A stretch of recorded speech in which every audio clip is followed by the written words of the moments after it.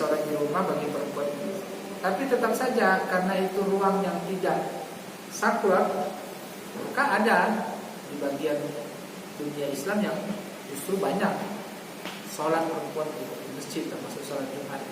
Dan bahkan di masa sahabat yang pada saat itu menganjurkan perempuan pada sholat di masjid, sahabat Abu Bakar, supaya kelihatan rapi.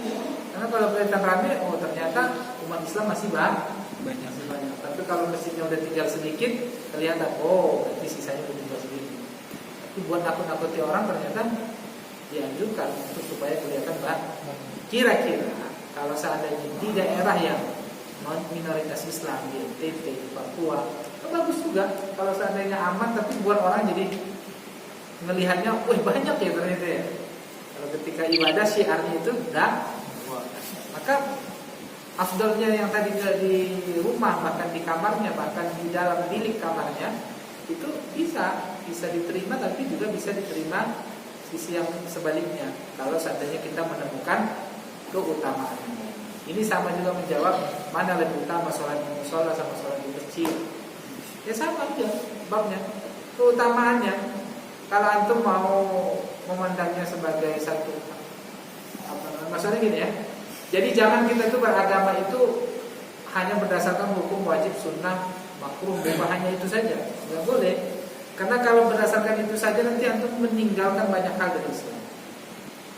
Maksudnya bab keutamaan dalam Islam itu jauh lebih luas dibandingkan bab hukum haram, halal, makruh, mubah, sunnah. Walaupun nggak boleh kita serampangan semuanya berdasarkan keutamaan. Karena orang yang hanya mengutamakan keutamaan ini, biasanya dia mewajibkan banyak hal. Paham ya maksudnya? Orang yang mengetahui banyak keutamaan ini, biasanya dia cenderung melihat orang, kok dia nggak sholat sunnah? Kok dia begini? Akan gampang begitu. Karena ilmunya cuma ilmu tentang keutamaan ini. Dia nggak bahas tentang garis-garis besar tentang hukum. Nah, sebaliknya orang yang hanya bahas tentang hukum, biasanya dia melalaikan banyak keutamaan. Itu perhatikan.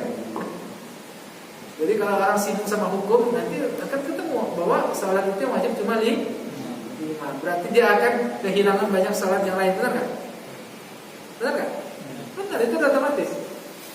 Nah, tapi orang yang sibuk membahas keutamaan, dia akan bisa mewajibkan sholat witir. Bahkan dia menganggap orang yang nggak sholat malam itu udah kayak jauh dari Allah, atau menganggap orang yang nggak sholat qabliyah ba'diyah itu udah bukanlah orang yang dekat dengan Allah, atau menganggap orang yang intinya bab itu antara hukum sama hukum sama afdaliyah, keutamaan. Ya, jadi dua-duanya, dua sisi harus diimbangi. Karena ketika kita ambil satu sisinya, pasti kita kehilangan yang sebelahnya. Pertengahan. Apakah doa kita itu wajib di dalam sholat? Doa